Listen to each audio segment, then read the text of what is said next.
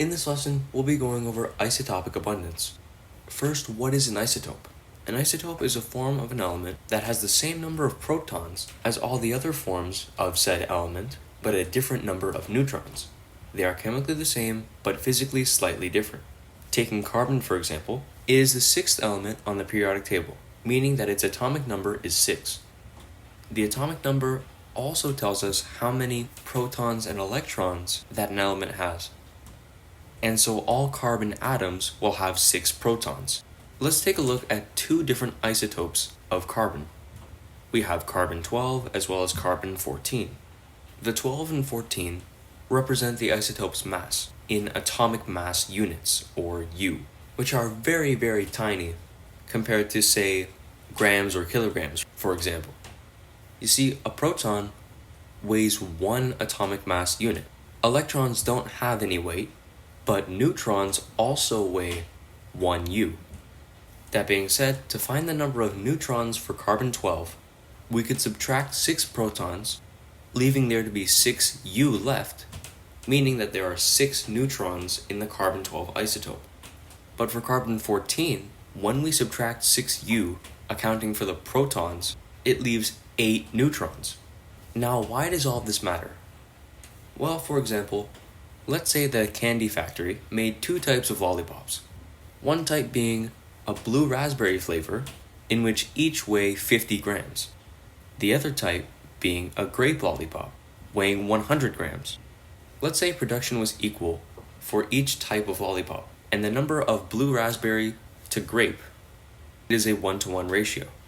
If we were to calculate the average mass, it would be 50 plus 100 to make 150, divided by 2 would be 75 grams for the average mass.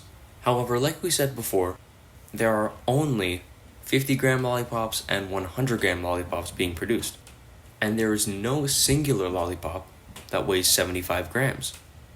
We can apply this idea to isotopic abundance. On my periodic table, the mass of carbon is 12.01 U, and like the lollipop example, this is just a weighted average, and there is no singular carbon isotope that has this mass. There are probably many different types of isotopes for carbon, like carbon-11, carbon-13, carbon-15, but if there were to only exist carbon-12 and carbon-14, in terms of the isotopic abundance, greater than 99% of the isotopes would be carbon-12, while less than 1% are carbon-14. On the periodic table, you will likely find many elements with decimals as their atomic mass, which means that there is a weighted average for the isotopic abundance of each element. So let's do a couple of practice problems, working with these elements and trying to figure out their average atomic mass. In a sample of silicon, 3 isotopes were found: silicon-28, silicon-29, and silicon-30. In this sample, 92.23% of the atoms are silicon-28, 0.72% of the atoms are silicon-29, and the remaining 7.05% of the atoms are silicon-30. Calculate the average atomic mass of the element. Round your answer to 2 decimal places.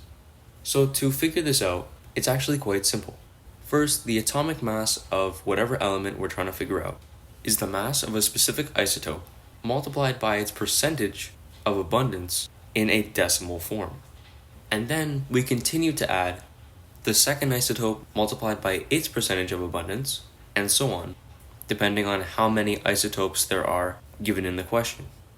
And so, the atomic mass of silicon equals 28U, which is the mass of the first isotope, multiplied by 0.9223, which is 92.23%, and so we're simply moving the decimal place twice to the left, and then we add 29U times 0.0072 plus 30U times 0.0705.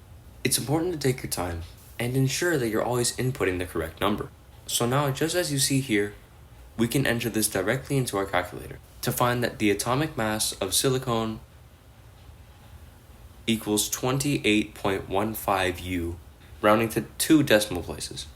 So it's not all that difficult. If you're confident enough, try solving the next example without my help. In a sample of magnesium, 3 isotopes were found: magnesium-24, magnesium-25, and magnesium-26.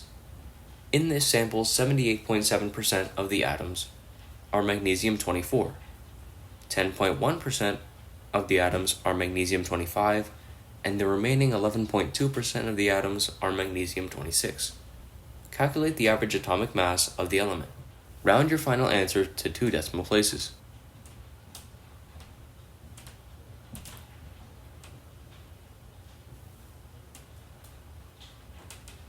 And so the atomic mass of magnesium equals its first isotope, 24U, times 0.787 plus 25U times 0.101 plus 26U times 0.112. This gives us an atomic mass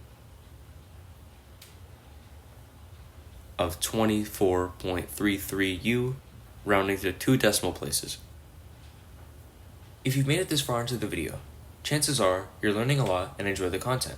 So if you don't mind, consider subscribing, as it shows me that you like what you see, which helps me post more videos. Anyways, that's all for now. I hope you have a wonderful day.